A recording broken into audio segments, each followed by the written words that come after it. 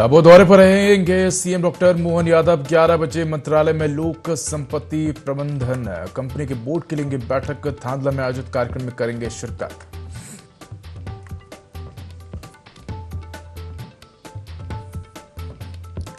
दिल्ली दौरे पर रहेंगे सीएम विष्णुदेव साय। सुबह 11 बजे संसद भवन में पीएम मोदी से करेंगे मुलाकात।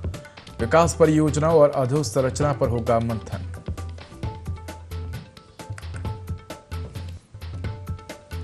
सीएम साय ने सभी जिलों को हाई अलर्ट पर रखा। भारी बारिश को लेकर लिया गया फैसला। संवेदनशील इलाकों से लोगों को समय पर सुरक्षित निकालने के दिए निर्देश।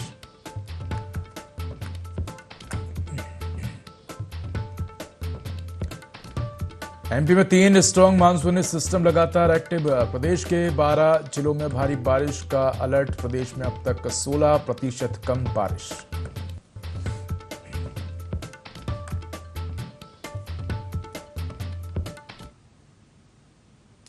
नमस्कार, मैं उदय ND24 में आपका स्वागत है। बुलेटिन की शुरुआत करेंगे तमाम बड़ी खबरों के साथ। मुख्यमंत्री योगी आदित्यनाथ ने पोस्ट किया है राज्यसभा में लोक परीक्षा संशोधन विधेयक 2026 पारित। राज्यसभा में लोक परीक्षा अनुचित साधनों की रोकथाम और संशोधन विधेयक पारित हुआ है। परीक्षा व्यवस्था में पारदर्शिता और निष्पक्षता का दावा।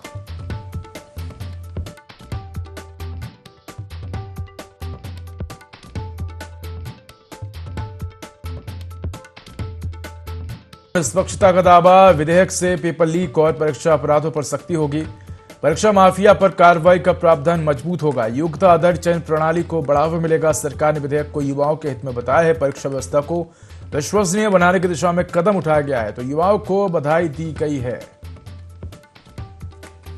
तो बड़ी खबर आपको बता रहे हैं, जहां मुख्यमंत्री योगी आदित्यनाथ ने सोशल मीडिया प्लेटफॉर्म एक्स पर पोस्ट किया है।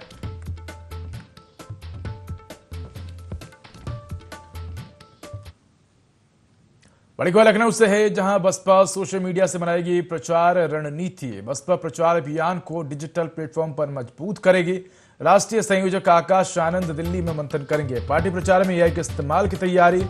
मायावती सरकार की उपलब्धियों को जनता तक पहुंचाने पर जोर। युवाओं को पार्टी की विचारधारा से जोड़ने की रणनीति। आकाश आनंद अपने टीम को मजबूत करने में जुटे हैं, तो सोशल मीडिया के जरिए युवाओं तक पहुंच बनाने की कोशिश की जा रही है। बसपा युवाओं के भविष्य को लेकर अपना विजन बताएगी। तो बड़ी खबर आपको बता रहे हैं लखनऊ से, जहां बसपा सोशल मीडिया से अपनी प्रचार रणनीति बनाएगी। तो राष्ट्रीय संयोजक आकाश आनंद दिल्ली में मंथन करेंगे। तो पार्टी प्रचार में एआई के इस्तेमाल की तैयारी। मायावती सरकार की उपलब्धियों को जनता तक पहुंचाने पर जोर। पार्टी की विचारधारा को लोगों तक पहुंचाने और युवाओं को जोड़ने की रणनीति। तो आकाश आनंद अपनी टीम को मजबूत करने में जुटे हैं। सोशल मीडिया के जरिए युवाओं तक पहुंच बनाने की कोशिश।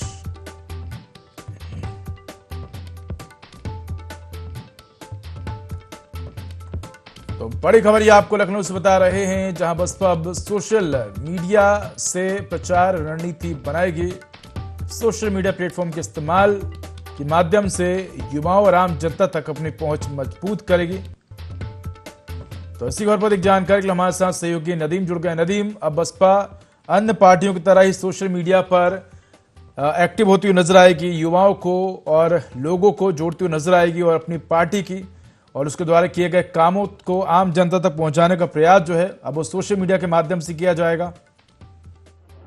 बिल्कुल उदय जी, आपको बता दूं कि जिस तरह से अगर विधानसभा चुनाव नजदीक है और चुनाव नजदीक आते ही अगर देख लिया जाए तो बसपा पूरी तरीके से अब 2027 का चुनाव जीतने के लिए पूरी तैयारी कर चुकी है। अगर देख लिया जाए तो लगातार बसपा सुप्रीमो मायावती लगातार जो जमीनी स्तर पर उतर कर लगातार अपने कार्यकर्ताओं के साथ लगातार बैठक करती हुई नजर आ रही है। अगर बात कर ली जाए बहुजन समाज पार्टी की राष्ट्रीय संयोजक आकाश आनंद की, तो आकाश आनंद ने यूपी की जिम्मेदारी मिलने के बाद विधानसभा चुनाव की पूरी तरीके से तैयारियां कर ली हैं और साथ ही साथ पार्टी के प्रचार अभियान को उधार देने के लिए आकाश आनंद जल्द दिल्ली में सोशल मीडिया की ओर से टीम को मंथन करेंगे। साथ ही साथ इस बार प्रचार आर्टिफिशियल इंटेलिजेंस की मदद भी लेने की तैयारी है, ताकि युवाओं को पार्टी के विचारों को और मायावती के शासनकाल की उपलब्धियों को आसान तरीके से बताया जा सके। अगर देख लिया जाए तो उसको देखते हुए कि लगातार जिस तरीके से अब बसपा सुप्रीमो मायावती मीडिया संघ तैयार पूरी तरीके से अपना प्रचार प्रसार करने के लिए पूरी तरीके से तैयार होगी। भाजपा ने प्रचार में AI का भी उपयोग कर सकती है। साथ ही साथ अगर देख लिया जाए मायावती के शासनकाल की उपलब्धियां इसमें गिनाने का कार्य जो है विचार ज्यादा छोड़ने की ओर से आकाश अपनी टीम की मजबूती करने में जुटे हुए हैं। आपको बता दूं कि बसपा बताएगी कि युवाओं की भविष्य को लेकर भाजपा कितनी चर्चित है। और साथ ही साथ अगर देख लिया जाए उदय तो लगातार Baspa supremo Mayawati action mode में नजर आ रही है। बिल्कुल, और अगर देखा जाए तो जिस प्रकार से आने वाले चुनावों को लेकर हमने देखा है कि नदीम आकाश आनंद को जिम्मेदारी दी गई है, चाहे वो चुनाव को लेकर हो या पार्टी प्रत्याशी चयन को लेकर हो, किस प्रकार से पार्टी आगे बढ़ेगी, ये तमाम जिम्मेदारी जो है वो आकाश आनंद को दी गई है। अब आकाश आनंद इन तमाम जिम्मेदारी को निभाते हुए समझ रहे हैं कि किस प्रकार से आज का समय जो है वो डिजिटल युग है, युवाओं का युग है, और युवाओं के माध्यम से किस प्रकार से पार्टी को आगे बढ़ाया जा सकता है, इन तमाम बातों पर विचार करते हुए नजर आ रहे हैं। जी बिल्कुल उदय जी, आपको बता दूं कि जिस तरह से आकाश आनंद को नई जिम्मेदारी सौंपी गई है, नई जिम्मेदारी का पूरी तरीके से वो इस्तेमाल करते हुए नजर आ रहे हैं। क्योंकि कई बार ऐसा देखा जा सकता है कि मायावती जो आकाश आनंद है उन्हीं को ही बस अपनी पार्टी की जिम्मेदारी सौंपती है, उन्हीं पर अपना भरोसा करते हुए नजर आती है। लेकिन फिर से एक बार उन्होंने इस तरीके का भरोसा किया है। राष्ट्रीय संयोजक जो आकाश आनंद है उनको जो है पूरी जिम्मेदारी सौंपी है, चुनाव की प्रचार प्रसार की जिम्मेदारी सौंपी है। कुछ दिन पहले ही अगर देख लिया जाए तो लगातार बसपा सुप्रीमो मायावती अगर इस तरीके से जो है उपलब्धियां गिनाते हुए नजर आती हैं। और साथ ही साथ देख लिया जाए तो जिस तरीके से 2027 का जो विधानसभा चुनाव में भाजपा की जो जीत हुई थी उसके बाद पूरी तरीके से अब जो है चुनाव जीतने के प्रयास में थी लगातार, लेकिन चुनाव जीत नहीं पाई थी। लेकिन अब पूरी तरीके से बहुजन समाज पार्टी के जो राष्ट्रीय संयोजक है आकाश आनंद सोशल मीडिया की टीम को मजबूत करने में जुट गए हैं। और साथ ही साथ वो यूपी विधानसभा चुनाव की तैयारियों में भी जुट गए हैं। सोशल मीडिया के जरिए आकाश बसपा सरकार की उपलब्धियां जन जन तक पहुंचाने के पूरी तरीके से कार्य करेंगे। उदय बिल्कुल, धन्यवाद आपका तमाम जानकारी के लिए। लेकिन आप हमारे साथ नदीम बने रहिए, आगे भी आपसे हम अपडेट लेंगे।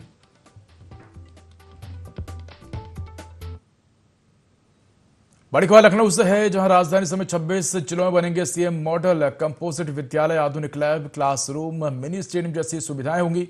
राष्ट्रीय शिक्षा नीति 2020 के तहत क्लस्टर विद्यालय की कवायद तेज है। तो तीसरे चरण में हर जिले में 3 कंपोजिट विद्यालय स्वीकृत। प्री नर्सरी से लेकर 12वीं तक की पढ़ाई एक ही परिसर में होगी। तो 30 करोड़ की कीमत से बनने वाले 110 विद्यालयों पर काम जारी है। तो इसी पर अधिक जानकारी के हमारे सहयोगी नदीम जुड़ गए हैं। नदीम, अब राजधानी समेत अगर देखा जाए तो तमाम जगहों पर अब कंपोजिट विद्यालय बनाए जाएंगे, क्या इससे फायदा होगा? किस प्रकार से जो कमजोर और गरीब तबके के जो माता पिता हैं, उनके जो बच्चे हैं, वो किस प्रकार से पढ़ पाएंगे, अपनी शिक्षा को बेहतर कर पाएंगे? देखिए उदय जी, बिल्कुल आपको बताना चाहूंगा, प्रदेश की राष्ट्रीय शिक्षा नीति 2020 के तहत क्लस्टर विद्यालय के कवायद जो है पूरी तरीके से तेज हो गई। इसके तहत प्रदेश के में सीएम मॉडल कंपोजिट विद्यालय की शुरुआत की गई है। इस कार्यक्रम में लखनऊ, गोंडा समेत प्रदेश के 26 जिलों को तीसरे सीएम मॉडल कंपोजिट विद्यालय का सौगात दी गई है। जल्द ही इसका निर्माण भी शुरू कर दिया जाएगा। साथ ही साथ बेसिक शिक्षा विभाग की ओर से मुख्यमंत्री योगी आदित्यनाथ ने घोषणा के बाद प्रदेश के आधुनिक सुविधाओं वाले सीएम मंडल कॉम्पिटेटिव विद्यालय के निर्माण शुरू कराया गया है। इससे पहले की अगर बात कर ली जाए, पहले चरण में हर जिले में एक, दूसरे चरण में जिले में 2 और अब तीसरे चरण में हर जिले में 3 सीएम मॉडल कॉम्पिटेटिव विद्यालय स्वीकृत किए गए हैं। अभी तक की स्वीकृति की अगर बात कर ली जाए तो 150 में से 110 का काम जो है पूरी तरीके से शुरू हो गया है। इसी क्रम में अगर देख लिया जाए तो 26 जिलों में तीसरी तहसील इन विद्यालयों को संस्कृत के लिए 30 करोड़ में बनने वाले ये विद्यालयों को प्री नर्सरी 12वीं तक की पढ़ाई ही एक ही परिसर में होगी। यह अंग्रेजी माध्यम की आधुनिक शिक्षा 30 smart class, science, robotics, computer lab, digital library, mini stadium जैसी आधुनिक सुविधाएं जय इसमें प्राप्त होंगी। बिल्कुल, आप हमारे साथ बने रहिए, आगे भी आपसे अपडेट लेंगे हम।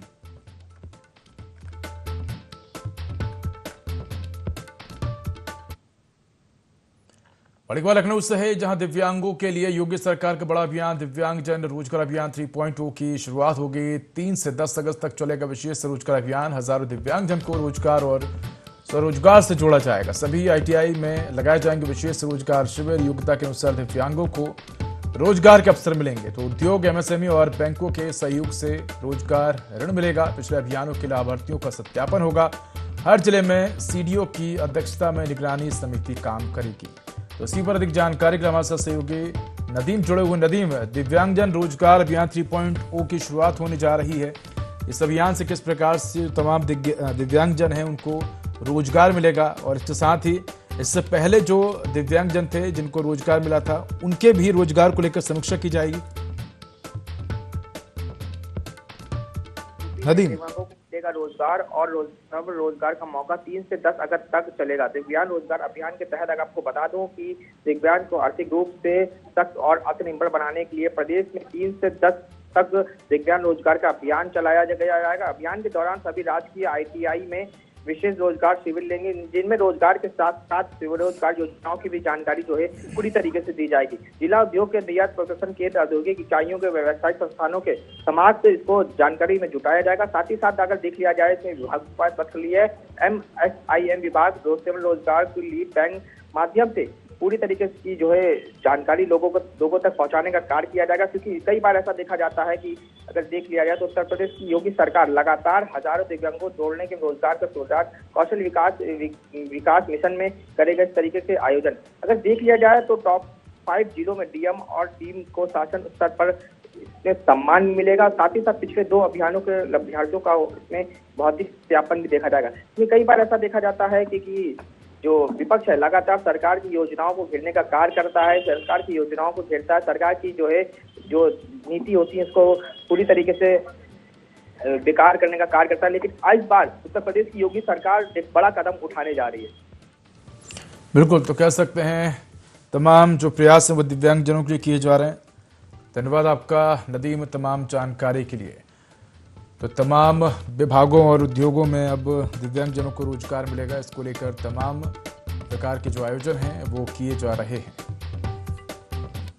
मुख्यमंत्री डॉक्टर मोहन यादव आज झाबुआ जिले के थांदला दौरे पर रहेंगे। यहां वे शासकीय महाविद्यालय मैदान में आयोजित प्रदेश स्तरीय स्व सहायता समूह के क्षमता वर्धन एवं ऋण वितरण कार्यक्रम में शामिल होंगे। मुख्यमंत्री 300 करोड़ रुपए के ऋण का वितरण करेंगे, प्राकृतिक खेती करने वाले उन्नत किसानों से संवाद करेंगे और 174.64 करोड़ रुपए के 29 विकास कार्यों का भूमि पूजन और 109.17 करोड़ रुपए के 28 विकास कार्यों का लोकार्पण करेंगे। इसके साथ ही विभिन्न योजनाओं के हितग्राहियों को हितलाभ वितरित करेंगे, मेधावी विद्यार्थियों का सम्मान करेंगे और आजीविका मेला प्रदर्शनी का भी अवलोकन करेंगे। तो बता दें कि आज मुख्यमंत्री डॉक्टर मोहन यादव झाबुआ जिले के थांदला के दौरे पर रहेंगे, जहां तमाम विकास कार्यों की सौगात देंगे।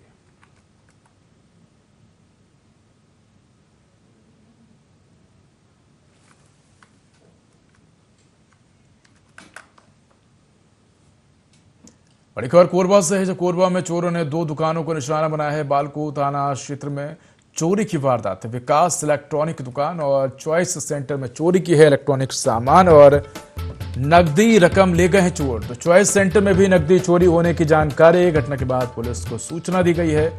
बालको पुलिस मामले की जांच में जुटी है, चोरों की तलाश के लिए कार्रवाई जारी है। तो ये बड़ी खबर आपको बता रहे हैं कोरबा से, जहां कोरबा में चोरों ने 2 दुकानों को निशाना बनाया है।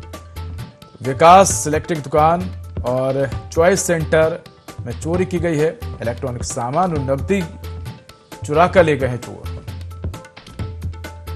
तो 2 दुकानों में चोरों ने धावा बोला है, इलेक्ट्रॉनिक सामान और नकदी पर हाथ साफ किया है। तो ये बड़ी खबर आपको बता रहे हैं, जहां चोरों ने 2 दुकानों पर हाथ साफ किया है। बता दें कि इलेक्ट्रॉनिक सामान और नकदी पर हाथ साफ किया है। तो विकास इलेक्ट्रॉनिक और चॉइस सेंटर पर धावा बोला है।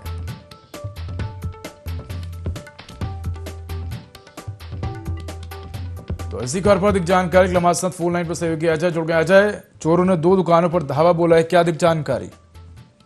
सर बिल्कुल बता देना चाहता हूं कि बालको थाना क्षेत्र में हुई चोरी का एक मामला आया है। यहाँ पे इलेक्ट्रॉनिक दुकान पे चोरी बताई गई है। चॉइस सेंटर की दुकान है, जहाँ चोरों ने ढाबा बांध दिया है और बताया जा रहा है कि कुछ सामान है जो उसे पार कर दिया गया है। हालांकि बालको पुलिस पूरी मुस्तैदी से जांच कर रही है। जी बिल्कुल, धन्यवाद आपका तमाम जानकारी के लिए। तो रायपुर से है, जहां रायपुर में एक्सप्रेसवे पर बड़ा हादसा हुआ है। कार ने बाइक को टक्कर मारी है। युवक को 100 मीटर तक कार ने घसीटा है। घायल युवक को उपचार के लिए अस्पताल में भर्ती कराया गया है। तेलीबांधा थाना क्षेत्र का मामला है। तो ये खबर आपको बता रहे हैं रायपुर से, जहां रायपुर में एक्सप्रेसवे पर बड़ा हादसा हुआ है। कार ने बाइक को टक्कर मारी है और युवक को 100 मीटर तक घसीटा है। तो घायल युवक को उपचार के लिए अस्पताल में भर्ती कराया गया है। तेलीबांधा थाना क्षेत्र का ये मामला है। ये खबर आपको बता रहे हैं रायपुर से, जहां एक्सप्रेसवे पर हादसा हुआ है।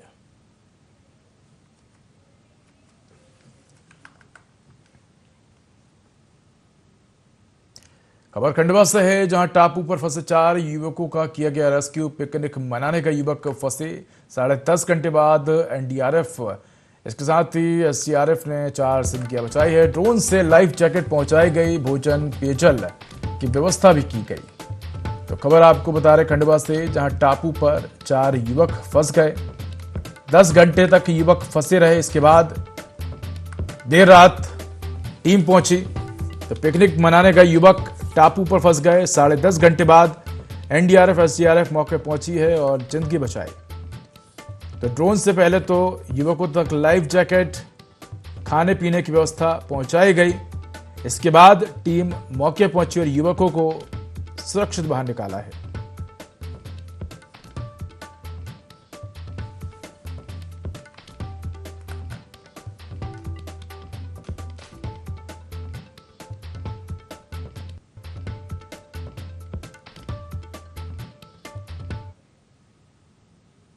बड़ी खबर सूरजपुर से है, जहां प्रेमी से नाराज युवती पुलिस थाने के टावर पर चढ़ गए। सूरजपुर में युवती के टावर पर चढ़ने से हड़कंप मचा है। प्रेमी के फरार होने से नाराज थी युवती।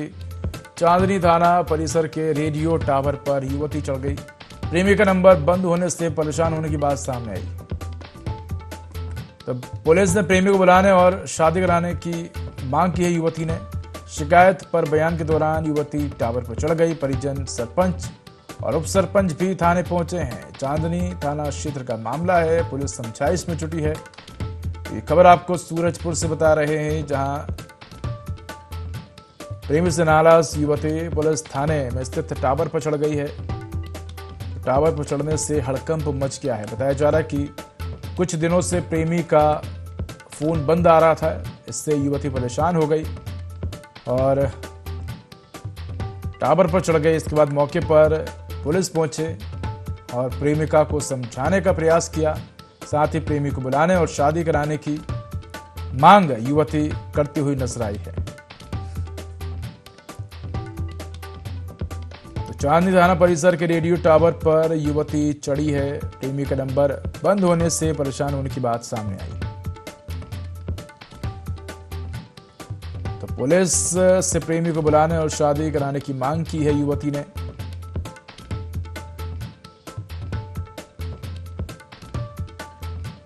परिजन, सरपंच और उप सरपंच भी इस दौरान मौके पर पहुंचे हैं और युवती को समझाने का प्रयास किया है।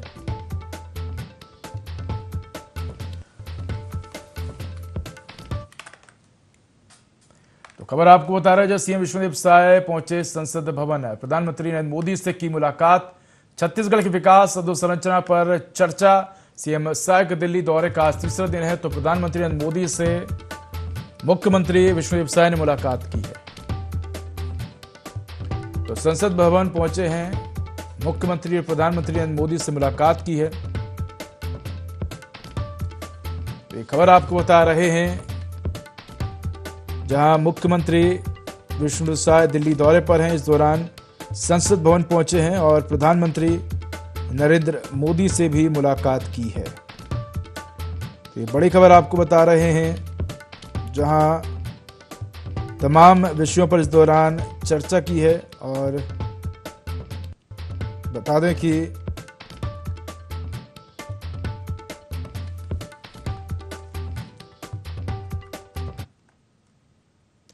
छत्तीसगढ़ को मिली बड़ी रेल परियोजनाओं की सौगात। सीएम साय समेत प्रतिनिधि मंडल ने रेल मंत्री से मुलाकात की है। तो छत्तीसगढ़ को नई रेल परियोजनाओं की मंजूरी मिली है। कटघोरा से डोंगरगढ़ रेल लाइन को स्वीकृति मिली है। बस्तर की 2 रेल लाइनों को भी मंजूरी मिली है। सांसद संतोष पांडे ने वीडियो जारी कर जानकारी दी। कहा कि बस्तर में अब विकास की रफ्तार बढ़ेगी। प्रधानमंत्री मोदी, रेल मंत्री और सीएम साय का आभार जताया है।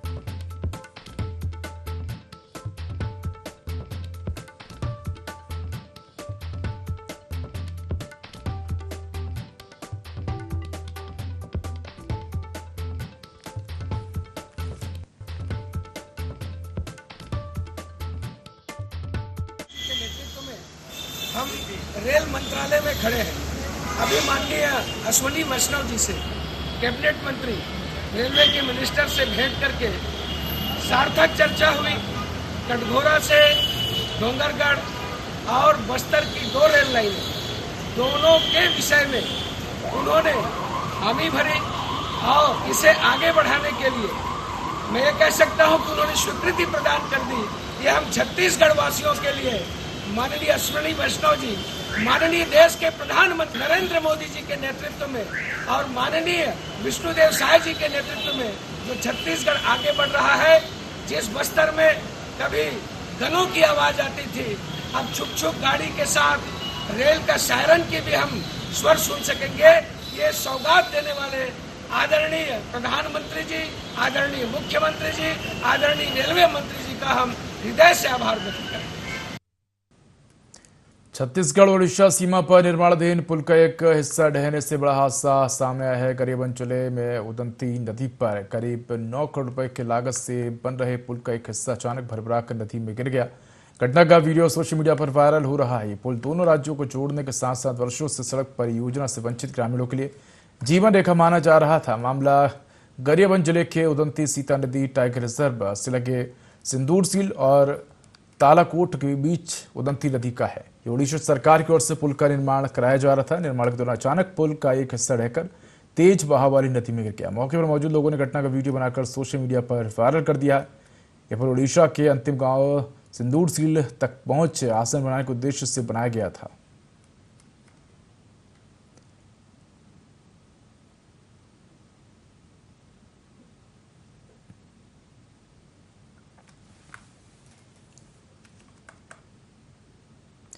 बड़ी खबर सूरजपुर से है, जहां तालाब में डूबने से 2 मासूम की मौत हुई है। मासूमों की तालाब में डूबने से मौत हुई है तो गांव में ही स्थित तालाब में नहाने गए थे मासूम। मौके पर पहुंची पुलिस मामले की जांच में जुटी है। कोतवाली थाना क्षेत्र के चंपक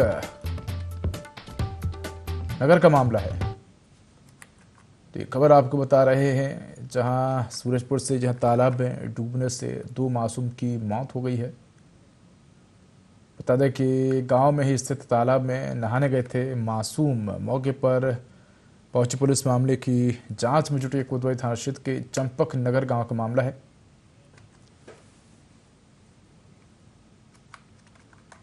बड़ी खबर निवाड़ी से है, जहां तेज रफ्तार बस मंदिर से टकराई है। टीकमगढ़ से झांसी जा रही थी बस। हादसे में आधा दर्जन यात्री घायल। सभी घायलों को सीएचसी पृथ्वीपुर में भर्ती कराया गया। हादसे के बाद बस चालक मौके से फरार। सूचना मिलती थाना पुलिस मौके पर पहुंची है। राधा सागर तालाब की घटना है। तो ये बड़ी खबर आपको निवाड़ी से बता रहे हैं, जहां तेज रफ्तार बस मंदिर से टकराई है। टीकमगढ़ से झांसी जा रही थी। हादसे में आधा दर्जन यात्री घायल हुए हैं। सभी घायलों को सीएचसी में भर्ती कराया है। तो सीएचसी पृथ्वीपुर में सभी घायलों को भर्ती कराया गया है। राधा सागर तालाब की ये घटना है। तो ये बड़ी खबर आपको बता रहे हैं, जहां हादसा हुआ है। और बता दें कि हादसे में दर्जन भर यात्री घायल हुए हैं।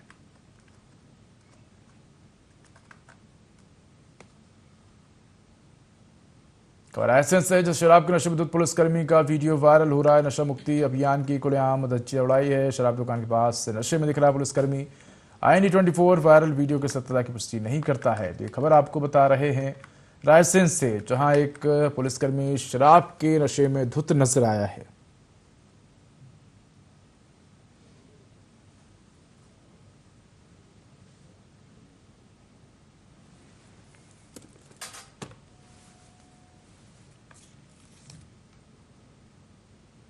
तो फिलहाल इस वीडियो में इतना ही। खबरों का अधिक अपडेट के लिए देखते रहिए I24। नमस्कार।